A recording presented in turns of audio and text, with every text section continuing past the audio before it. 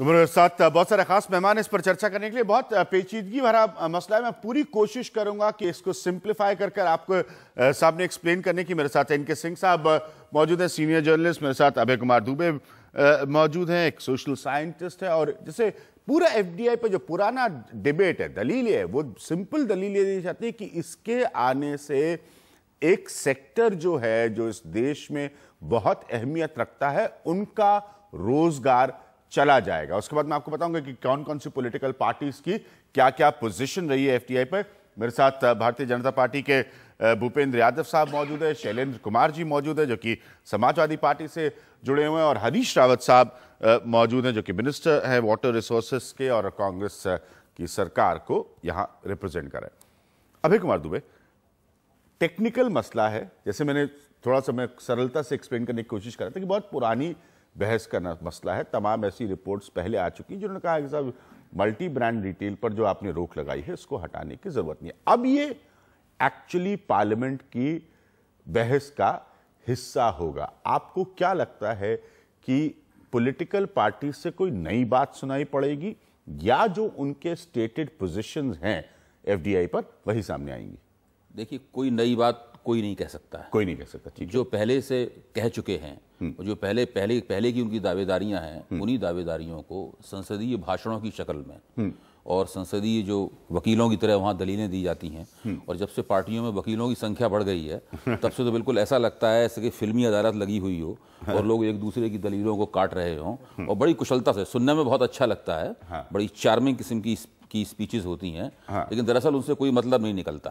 अगर सरकार को कोई सरकार के तौर पर कोई नुकसान होने का अंदेशा होता तो जो ममता बनर्जी ने अविश्वास प्रस्ताव पेश किया था, ये भेजा था स्पीकर के पास, उस अविश्वास प्रस्ताव पे ही बहुत सारी राजनीति होती, जबकि बाकी सारी पार्टियों ने उस राजनीति को नकार दिया और धारा 184 के तहत उन्होंने बहस करने की रणनीति अपनाई।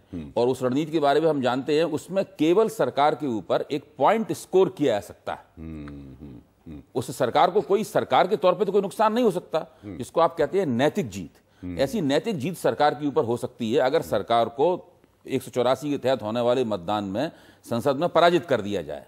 मेरा मानना है कि वो भी नहीं होने के लिए जा रहा है। तो मुझे नहीं लगता कि इससे कोई नई बात पैदा होगी, एक संसदीय गर्मी पैदा होगी जो जरूरी है। वो भी कोई अपने आप में गलत बात नहीं है, उससे जनता के सामने बहुत सारे पक्ष आएंगे और उस बहस को नए सिरे से, नए परिप्रेक्ष्य में लोगों को देखने का मौका मिलेगा।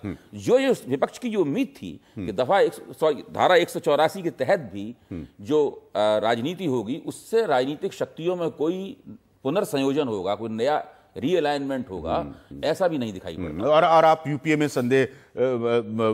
यूपीए में आप सेंध लगा पाएंगे, वो भी पॉसिबल आपको नहीं दिखता? देखिए, वो बहुत मुश्किल है, मुझे इसलिए बहुत मुश्किल है। अगर उसकी कोई भी संभावना होती, कोई भी अंदेशा होता, तो वो बात अविश्वास प्रस्ताव के वक्त ही उसका फायदा उठाने की कोशिश की जाती। इनके क्या नजर आता है? क्योंकि मैं हमेशा अपने व्यूअर्स से इस बात को कम्युनिकेट करने की कोशिश करता हूं कि ये सब मसले जो है, इनकी बहस को आप ध्यान से सुनिए, क्योंकि अल्टीमेटली ये आपकी और हमारी जिंदगी को प्रभावित करने वाले हैं। आपको लगता है क्या कोई नई दलील निकल कर आएगी, जैसा अभय कह रहे कि उसका कोई स्कोप नहीं है? अभिज्ञान, इस सवाल का जो डायमेंशन है बड़ा गहरा है। पार्लियामेंट में हम क्या करने जाते हैं?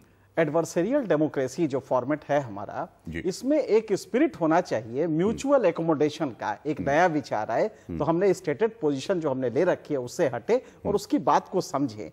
आज 65 साल हो रहे हैं, लेकिन हमारी पार्टी के नेता ने जो कह दिया है, हम खूंटे की तरह गाड़ के वहीं बैठ गए हैं। अब वही वाली बात बोलनी है। और इससे होता यह है कि पार्लियामेंट्री डिबेट और तमाम जो पॉलिटिकल पार्टीज की पोजिशनिंग है वो पहले से पता रहती है।